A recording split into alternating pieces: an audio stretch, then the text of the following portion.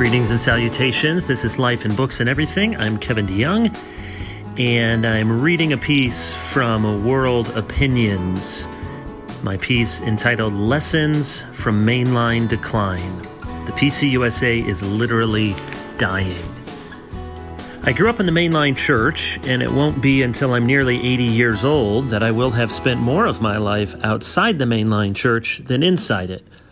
I was born, baptized, confirmed, and ordained in the Reformed Church in America, a smallish, originally Dutch denomination that, with its roots dating back to 1628 in New Amsterdam, boasts of being the oldest Protestant denomination with a continuing ministry in the United States. I'm thankful for the many good people, good churches, and good pastors in the RCA. I met Jesus in the RCA, so there will always be reasons for gratitude. But somewhere in my college years, at an RCA school, I realized that the denomination I grew up in was considered a part of the Mainline tradition. So named for the affluent suburbs along Philadelphia's main railroad line, the term Mainline Protestant came to be synonymous with the old denominations that broke toward modernism instead of fundamentalism and often wore the label ecumenical, even though some of them still claim to be evangelical. If you aren't a baby boomer or a student of religious history, it can be hard to fathom the cultural influence and social cohesion that once resided in mainline Protestantism.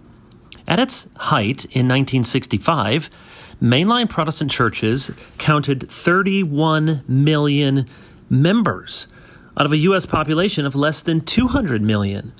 Most Protestants were in the mainline denominations, and the country's cultural norms were set, for better or for worse, by the old-school Protestant establishment. Almost 60 years later, all of that has changed. In its recently released demographic report, the Presbyterian Church USA announced it lost another 51,584 members. From a membership peak of 4.25 million in 1965, the PCUSA rolls are now down to 1.19 million. And that membership decline hardly conveys the severity of the situation. In the last reporting year, the denomination dissolved 104 congregations and dropped 4 presbyteries. More than 40% of the congregations have fewer than 50 members. Almost a third of the denomination is more than 70 years old, and another 26% are older than 55. Keep in mind that only 16% of Americans are 65 or older. The PCUSA is literally dying. While my denomination, the Conservative Presbyterian Church in America, has hardly been growing by leaps and bounds over the past few years, it is a model of health compared to its mainline counterpart. Even though the historic PCUSA has almost 9,000 churches and more than 1 million members, and the denomination come lately PCA, founded in 1973, has only 1,600 churches and not quite 400,000 members, the PCA has almost half the income of the PCUSA, nearly as many ministerial candidates, and in 2020 had more infant baptisms, which probably starts with having more infants. Congregations in conservative denominations like the PCA are, on the whole, bigger, younger, and multiplying in ways the mainline is not. Of course, we must not think that conservative churches and denominations always grow, or at least hold their ground, and liberal churches and denominations always shrink. Evangelical churches face plenty of their own challenges, but 2 factors make the decline of the mainline noteworthy as a cautionary tale. First, the mainline church, despite its emphasis on diversity, equity, and inclusion, has been spectacularly unsuccessful in appealing to minorities.